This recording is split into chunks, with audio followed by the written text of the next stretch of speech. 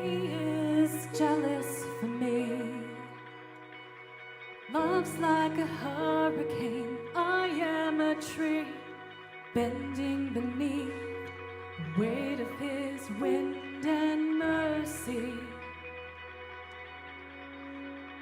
When all of a sudden I am unaware of these afflictions eclipsed by glory, I realize just how beautiful you are and how great your affections are for me.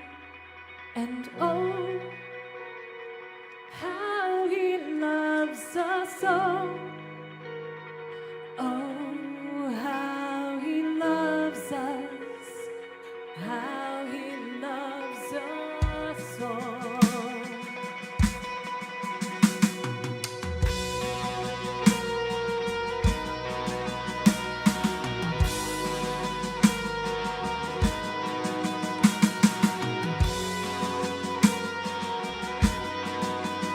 Sing this with me. He is jealous for me. Love's like a hurricane. I am a tree bending beneath the weight of his wind and mercy. When all of a sudden I am unaware of these afflictions eclipsed by glory, I realize just how beautiful you are and how great your affections are for me. And oh, how he loves us all. Oh, how he loves us. How he loves us all. Yeah, he loves us. Oh, how he loves us. Oh, how he loves us. Oh, how he loves. And we are his portion, and he is our prize, drawn to redemption by the grace in his eye. If his grace is an ocean, we're all sinking, and heaven meets earth like an unforeseen kiss, and my heart turns violently inside of my chest. I don't have time to maintain these regrets when I think about the way that he loves us. Oh, how he loves us. Oh, how he loves us. Oh, how he loves. Yeah, he loves us. Oh, how he loves us. Oh, how he loves us. Oh, how he loves. Yeah, he loves us. Oh, how he loves us. Oh, how he loves us. Oh, how he loves.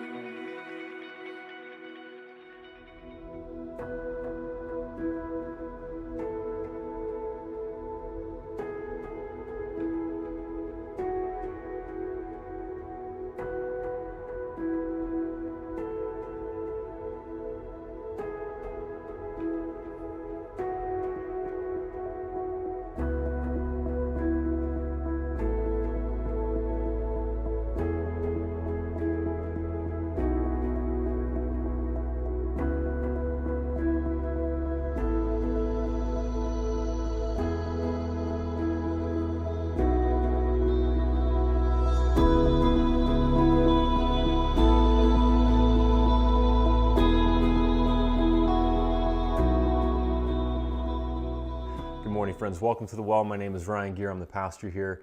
If you're new with us, you're our guest. We're glad you're here today. And thank you for joining us this morning on a holiday weekend. I hope you have a meaningful Memorial Day weekend. I hope you're able to get some rest at least and have a good weekend. So I'm giving this pre-recorded sermon because I am sweating right now as you watch this. This probably sounds confusing, but we are a portable church and we meet in a local high school. If you're not here in the area and you watch us online only, and we bring all of our equipment in a 24-foot race car trailer every Sunday. We have a road crew that sets everything up. Well, we've purchased some new equipment and we needed this trailer to move it. And the best time to do that was on a Sunday morning because all the equipment is at Perry High School. So right now, I and a few unlucky people that I grabbed this morning when I helped set up with road crew are moving some equipment into this trailer, and then we're going to bring it to Perry High School later on in the heat. So that's why you're seeing a pre-recorded sermon right now. That's why I said it probably sounds confusing, but thank you for your patience, and this is a time of year during vacation season when we can make improvements and try some new things. And so that's what I'm doing right now. But again, thank you for joining us, and I hope you have a great holiday weekend here. So this is week 2 of our series, Bloom Where You're Planted. Now, maybe you've been hoping and praying for some circumstance to change in your life. This isn't heaven, and we all face things that we wish we could change. Sometimes it's something that really should change. If you're in a job that you absolutely hate, or it's toxic, it's taking its toll on your health, you should try to find new work or explore options, and that may not be easy. Or if you're in an abusive relationship, you get out of that relationship, all right? There are some things that need to be changed. But sometimes in life, we find ourselves in circumstances where we wish we could change them. We kind of hope and pray, God, can you do something about this? Can there be some breakthrough here? And it just doesn't come quickly enough. And that's a time in life where this saying, bloom where you're planted, can be helpful. When we would rather run away and just be more comfortable and because circumstances right now are difficult for us and we're definitely out of our comfort zone, at least in a certain area of our life. So we have this saying, bloom where you're planted, and it's probably similar in meaning to play the hand you're dealt, or when life hands you lemons, make lemonade. There are adages like that help us to realize that the grass isn't always greener on the other side of the fence. And there are times in life where we really do want to hunker down and put down roots, even in a hostile environment, and learn to survive and thrive when circumstances are not what we wish they would be. So bloom where you're planted looks like thriving and flourishing and growing to be your best self, even sometimes in difficult circumstances. For purposes of clarity in this series, we're saying to bloom where you're planted means that changing your circumstances may not be the answer, or at least not right now.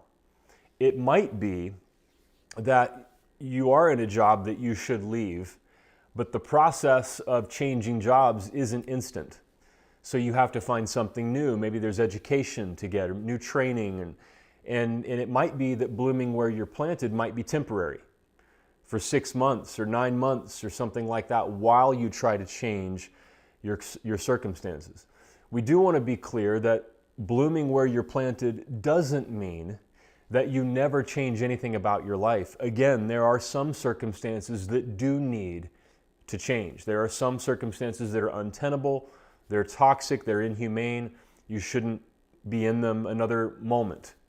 So bloom where you're planted doesn't mean nothing changes. It just means that there are circumstances that may not change right now. And how do we learn to deal with those to survive and maybe even thrive and grow and become more of the person we were created to be, even in a difficult environment? So today, I want to talk about how to view problems, obstacles in life, difficult circumstances, things we wish were different. How to look at those problems, those disappointments, that we wish were different, how to look at them, not necessarily as just problems, but as opportunities. Opportunities. Seeing problems as opportunities to help us bloom where we're planted. I saw a viral video a couple of years ago that I absolutely love. There's a family that lives on a golf course, and you can imagine that golfers like me will slice and hit the ball into their yard pretty frequently. So this husband decided that he would get some entertainment value out of this, and whenever he sees a golfer hit a ball into his yard, he goes out into his yard and he lays next to the golf ball. Let's watch. Wait for him to pull out first, and then run out. Oh, there he is.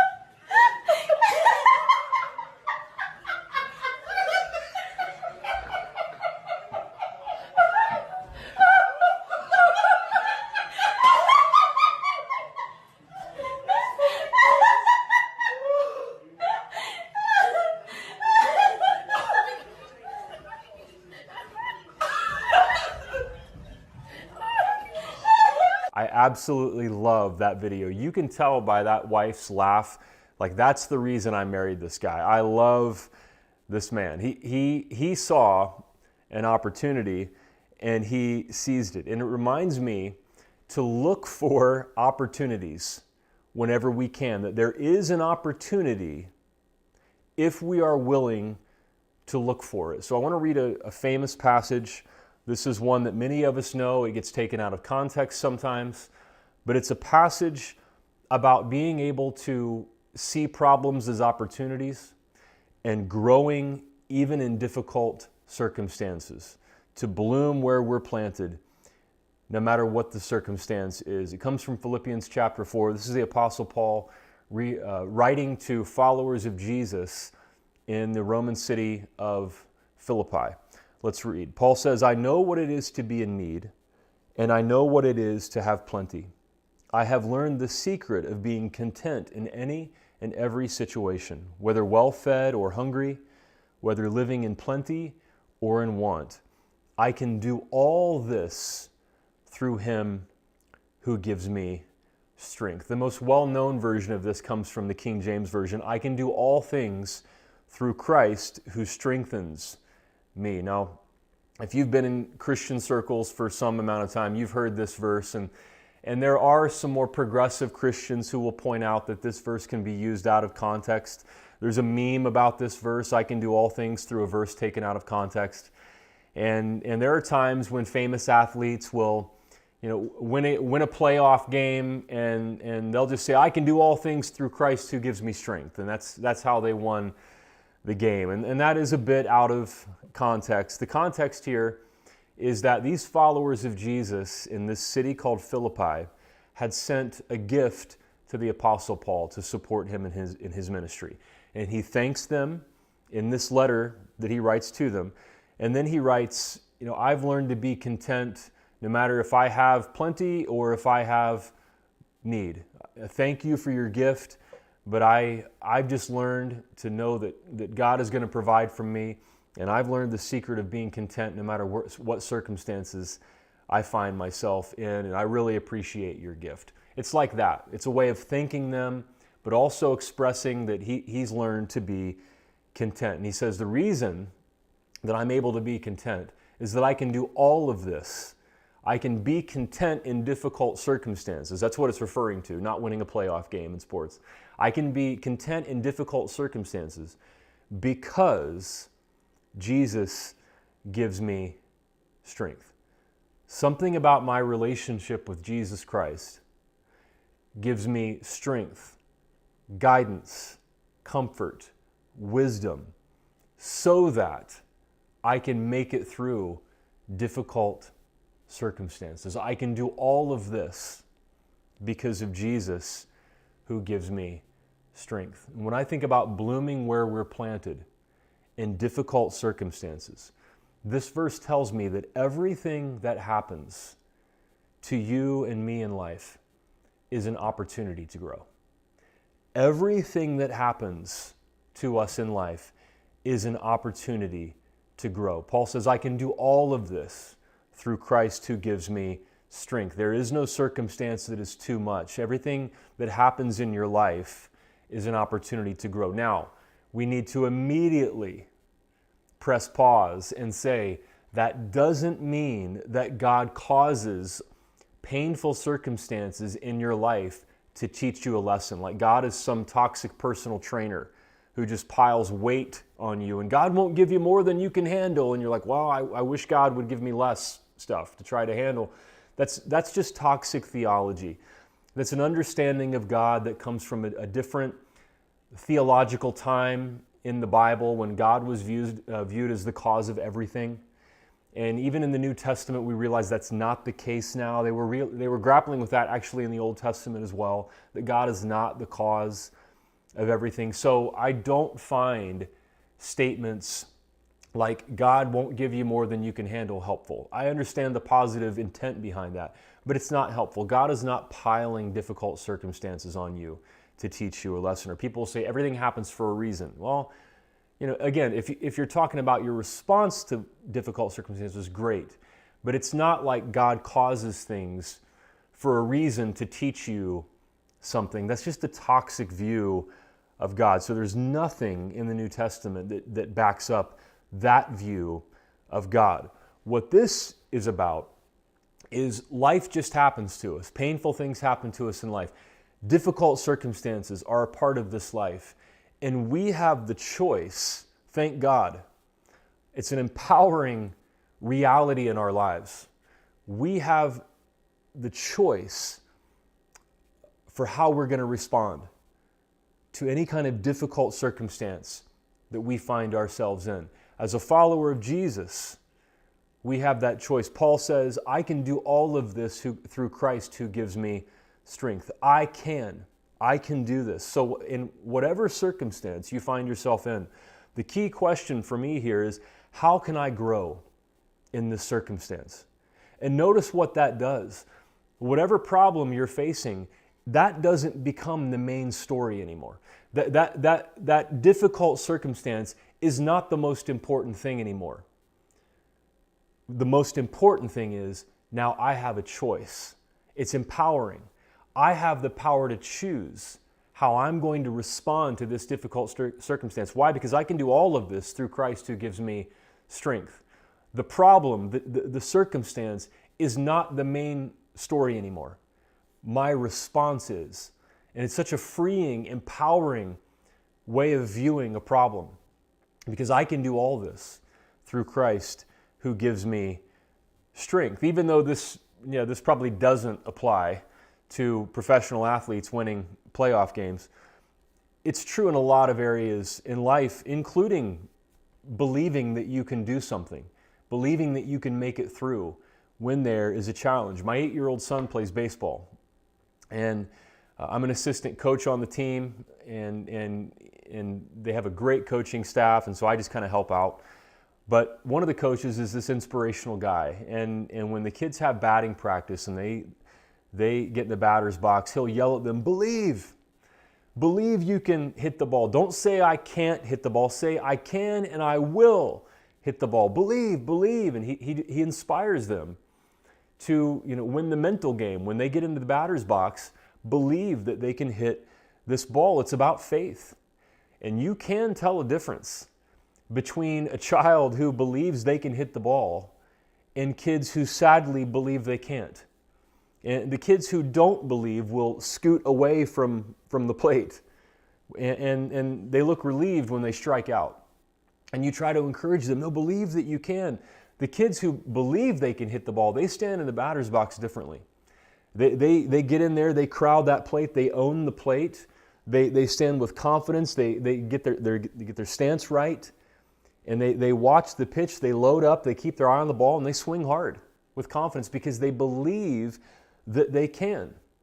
And the first part of Paul's statement is, I can do all of these things because of Christ who gives me strength. But the first part of that statement is, don't miss it, is I can. I can. Like the coach says, it's not I can't, it's no, I can. And I will. That's an empowering belief. I can. I can do that. I can do this. Not only is everything that happens to you an opportunity to grow, but what does growth look like? Well, it looks like believing I can. I can do this. I don't have to go through life feeling overwhelmed. And there are times there are medical conditions, or there are things that a counselor could help with when it comes to anxiety and depression and things like that. We believe in medical science here. But the first step here is believing I can do this. I can handle this. No, God didn't give this to me to show me that He won't give me more than I can handle. No, it's not toxic theology, but life happens. And I can deal with this. I can.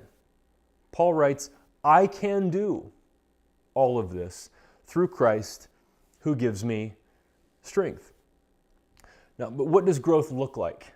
What does it look like to grow and bloom where you're planted? Well, as a follower of Jesus, growing and blooming where we're planted means that we grow, we flourish to look more like Jesus, whom we're following. It's Jesus who strengthens me and guides me. And so as a believer, as a Christian, I want to grow to look more like Jesus. So for a follower of Jesus, the question becomes more specific in everything that happens to me. How can I grow to be more like Jesus, even in this circumstance? So first of all, what would it look like to grow? And we have to believe that I can grow. I can do this. Like the coach says, believe that you can. And then more specifically for a follower of Jesus, how can I grow to be more like Jesus, even in this circumstance? When it comes to difficult circumstances that you would rather not be in, you and I have this empowering choice we can make. How can I grow to become more like Jesus, even in this circumstance? Most of you know, if you've been around, I have a day job. I work full-time in a company, and then I pastor this church on top of that. And in my day job, I manage a team of people in a large company. And one time in particular, I had a new team member who came to my team from another part of the company, and the person they didn't want to be there. They had a negative attitude about the job. They had some grievances toward the company, and they took it out on me. In their eyes, I was a representative of the company, and they took out their frustration on me. And so we started our relationship, our working relationship, when they came to the team, just really negatively. And I realized this person just doesn't like me. I feel like they're targeting me. They're taking out their frustration on me. And when you realize that you're in conflict with somebody, or somebody wants to be in conflict with you, your adrenaline levels rise. Your fight or flight kicks in, and your cortisol levels rise. You're just in this heightened state of alert from living in conflict, and it can creep into your thoughts sometimes, like, oh, I don't want to go to work and deal with this today. You know, I think most people want to enjoy their jobs as much as possible, and you don't want to have to watch your back. And it can be tempting to run.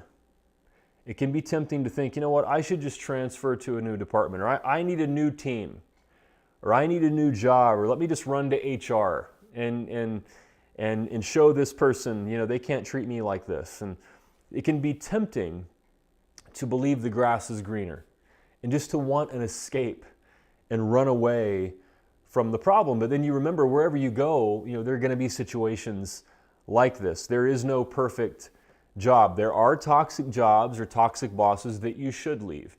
But in the normal scope of employment, there are just situations you're going to find wherever you go. And running away is not going to help. And I had a conversation with another leader of mine who said, well, yeah, this is going to be a challenge for you. You're not used to this. You're not used to people, you know, acting negatively towards you like this. And so you're going to have to decide how you're going to handle the situation. And I thought, yeah, you're right. And I've believed for a long time that everything that happens in life is an opportunity to grow, and as a follower of Jesus, it's an opportunity to ask, how could this help me to become more like Jesus, even in this circumstance? How could my relationship with Jesus guide me and strengthen me and give me wisdom here to where I could handle the situation and I can grow to look more like Jesus, even in this? So, we all know the golden rule, treat other people the way you want to be treated. We know the great commandment. Jesus said, love God with all your heart, soul, mind, and strength. Love your neighbor as yourself. So, in how I deal with this employee, I need to treat them the way I want to be treated. I want to love this person as I love myself. They are my neighbor. And then I thought of the verse in Matthew. It's Matthew 5:25, where Jesus says, if your adversary is taking you to court, settle with them quickly. And now this person's not taking me to court, but they're viewing me as an adversary. I have an adversarial relationship with this person. So try to make peace. It's a verse about making peace and reconciling with somebody and just living at peace as far as you can. Paul writes in Romans 12, do not repay anyone for evil. Be careful to do what is right in the eyes of everyone. If it is possible, as far as it depends on you, live at peace with everyone. Do not take revenge. He goes on, if your enemy is hungry, feed him. If he's thirsty, give him something to drink. In doing this, you will heap burning coals on his head. That's killing them with kindness. Do not be overcome by evil, but overcome evil with good. And so I thought about, okay, all these verses that I know, how could this guide me? How could my relationship with Jesus strengthen me and guide me in dealing with this employee? So I decided I'm going to kill him with kindness. I'm going to be so nice and kind and generous and go out of my way to be gracious to this person. It would be impossible for them to continue targeting me or feeling negative toward me or taking their frustration out on me. I'm going to be nice. I'm going to encourage them. I'm going to give them pep talks and do everything I possibly can. Now, there are times when that's not going to be enough. Let's be honest. We've all probably experienced times in life where you do everything you can and it's still not enough. But in this particular instance, one of the things I decided was I'm going to seek this person out just to make small talk, to be nice to them, ask them how their weekend was, and just make conversation, because usually when we're in conflict, you see somebody coming towards you and you walk the other way. We try to avoid that person as much as possible. We just don't want to be around them because we're put on high alert by being around them. So I decided I'm just going to do the opposite of that. I'm going to go make small talk. And when I did that, the person almost seemed surprised. It's kind of a funny expression on their face, like, man, he's being really nice to me. Like, I've been mean to him. Why is he being so nice to me? It was kind of funny to see the reaction. And so I just wanted to make sure that I went out of my way to build a relationship. And then we had a one-on-one meeting that we have every month with all of our teams. And I just said, I know that you feel a certain way. In some ways you have a right to. I tried to disarm and identify and be gracious. And the truth is, they did have some grievances about some things that had happened to them. And I said, I get it. But I want to have a good working relationship with you. I see your potential. You could have a long career here. And gave the person kind of a pep talk. Interestingly enough, for this particular employee, one of the things they struggled with was confidence and believing that they can succeed. And so like that baseball coach, I said, you need to believe in yourself. You need to believe that you can do this. And it was amazing. Just a couple of minutes after that employee said, I've been kind of salty. And this is why, and that's why you've seen me the way that you've seen me. And I said, well, I get it. I understand.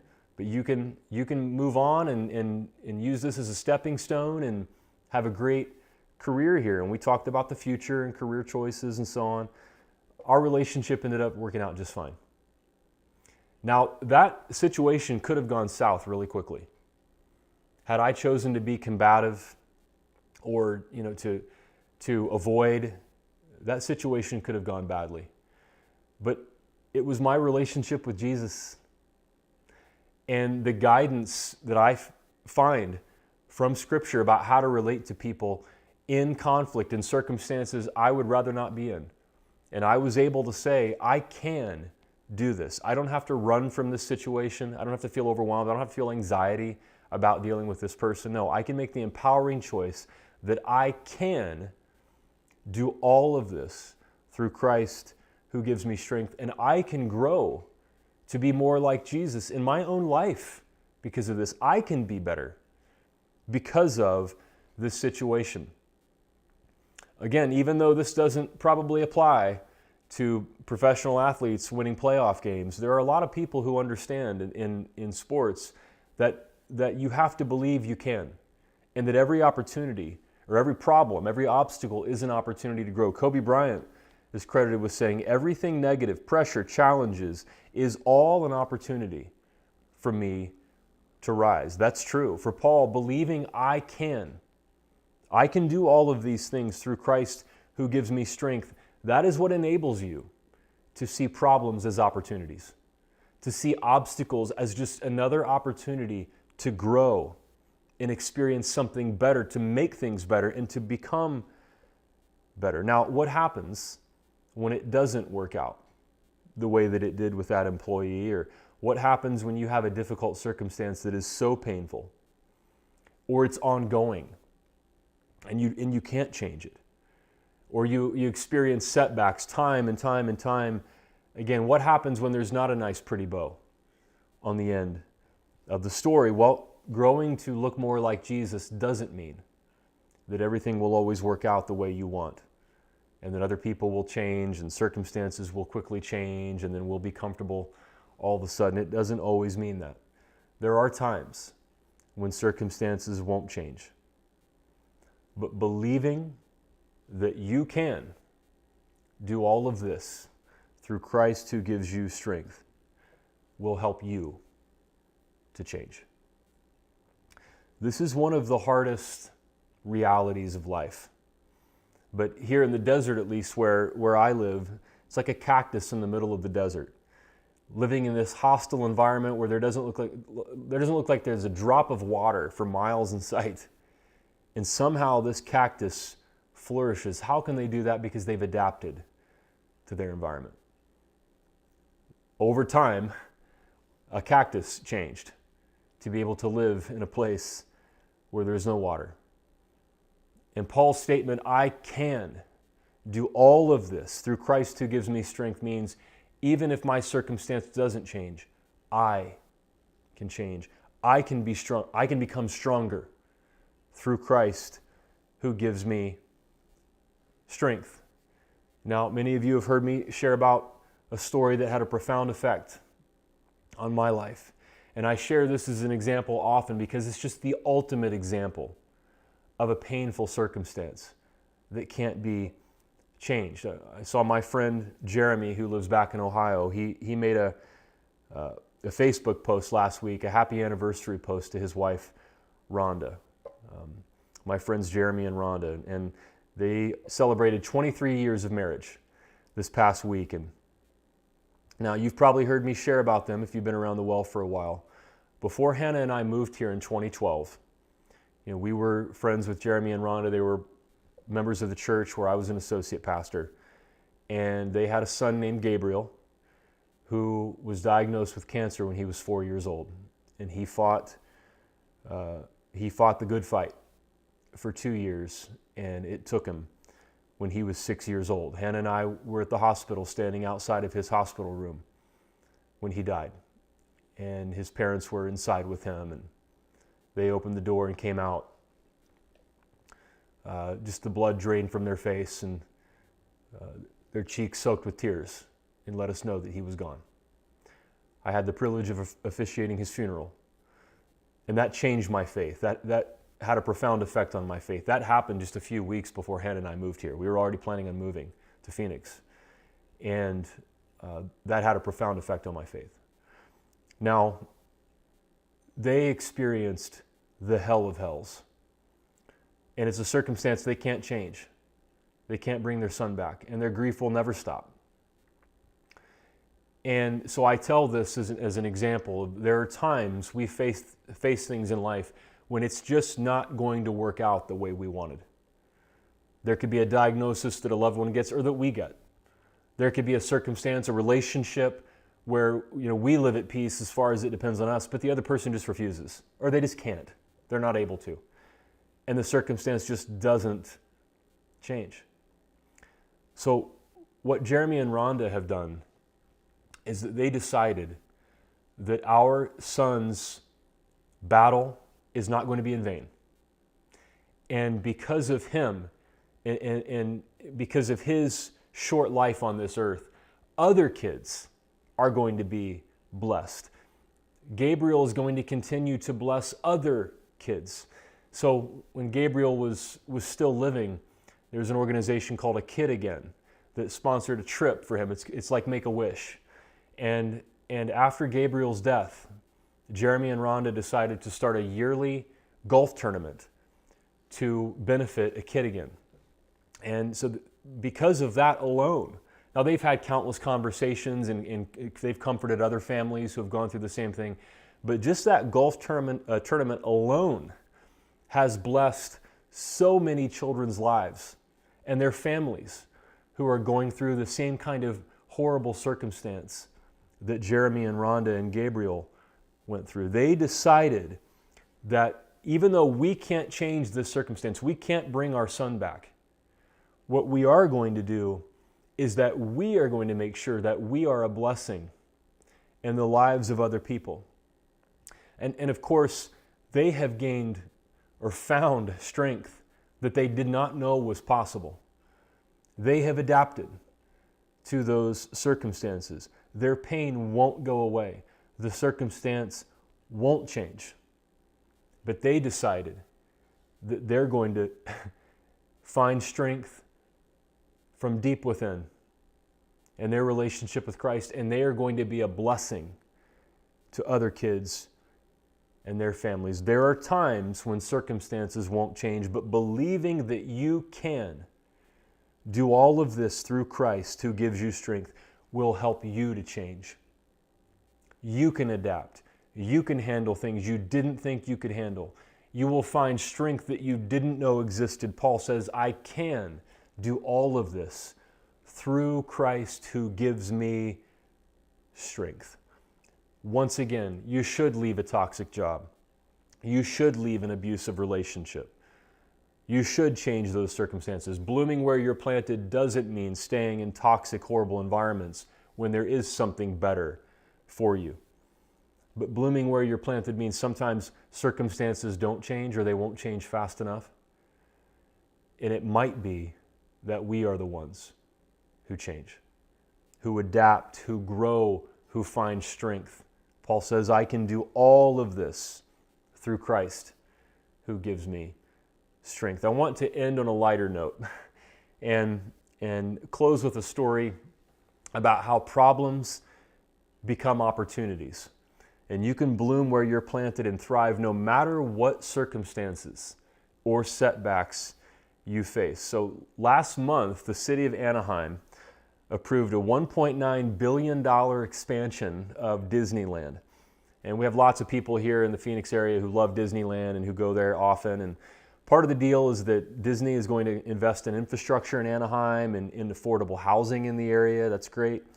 And the leaders cited Walt Disney's vision when he said, Disneyland will never be completed as long as there is imagination left in the world.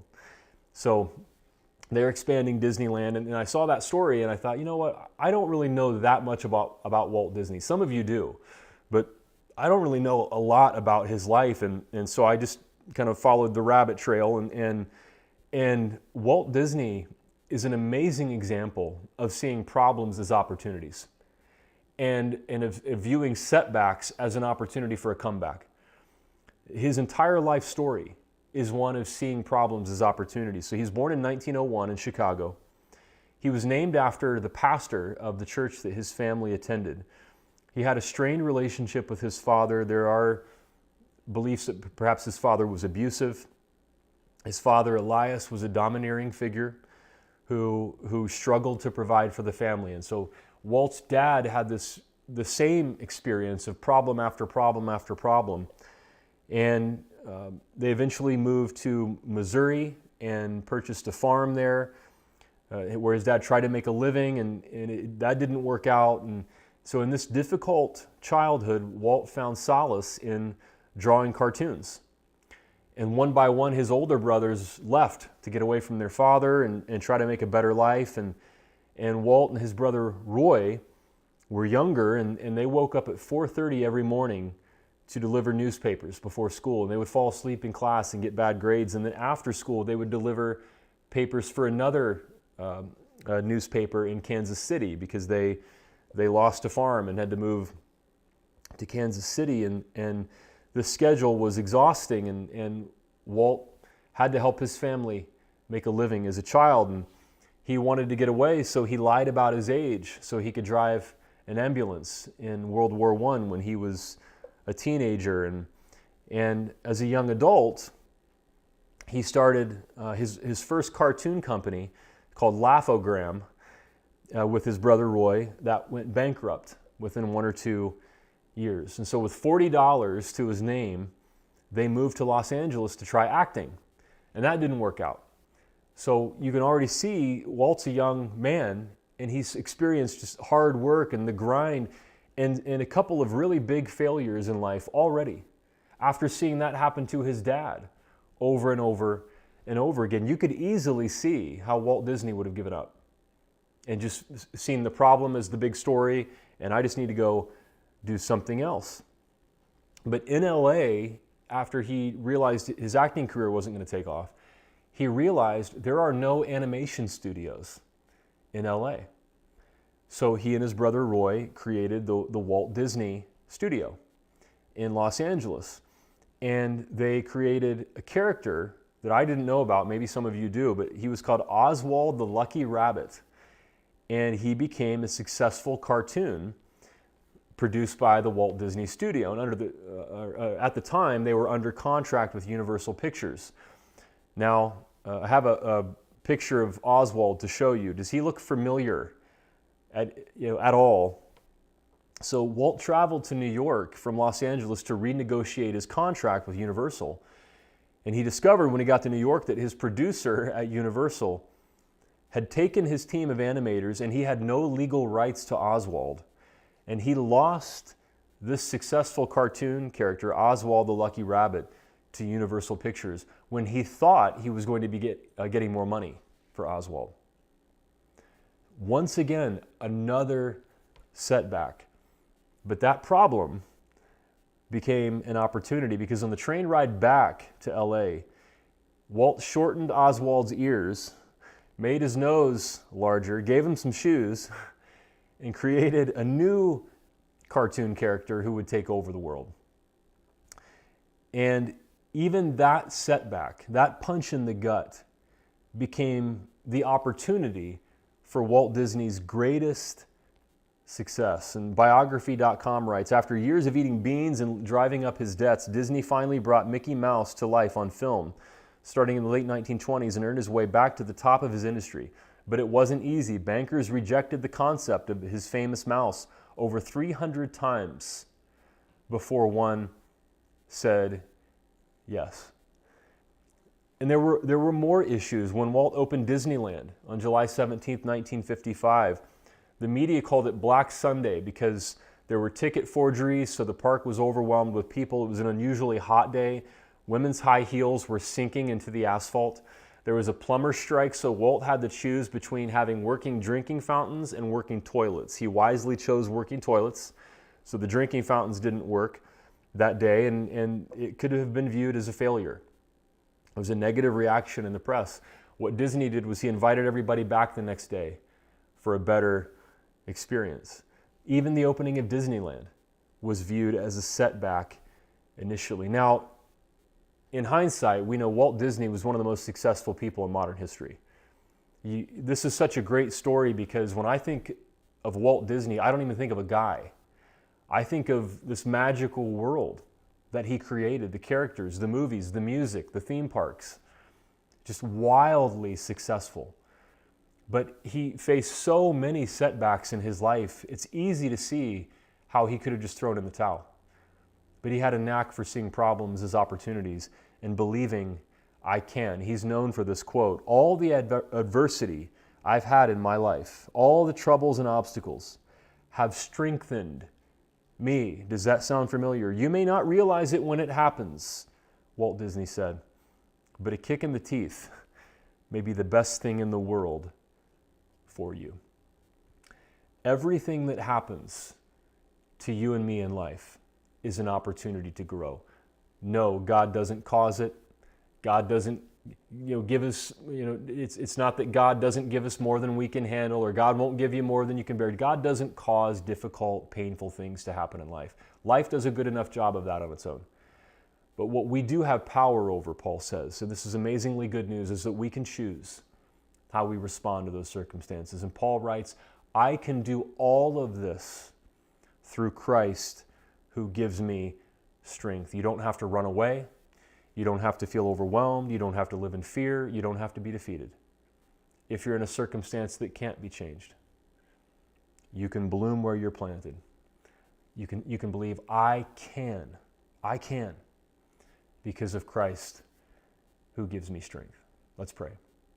God, thank you for this amazing passage of Scripture. When Paul talks about how he can be content in any circumstance because Jesus gives him strength. He says, I can because of Christ who gives me strength. Like the baseball coach who shouts, believe, at the kids when they're in batting practice. Believe I can hit the ball. It's about our faith. It's about the way we look at life. And if we will accept this good news, this empowering message that we have a choice for how we respond to life, the problem, the circumstance is no longer the main story. The main story becomes our empowering choice, our response to those circumstances. Paul says, I can, because of Christ who gives me strength.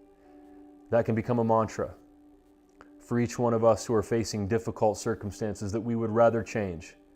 We would rather run away believing that the grass is greener on the other side of the fence. Some things we should change, but when we can't, we can bloom where you're planted because I can do all things through Christ who gives me strength. God, we thank you that you are with us. We thank you that you guide us, you give us wisdom, and you give us strength. And because of you, we don't have to be afraid. We can bloom where we're planted. In Jesus' name. And everybody said, amen.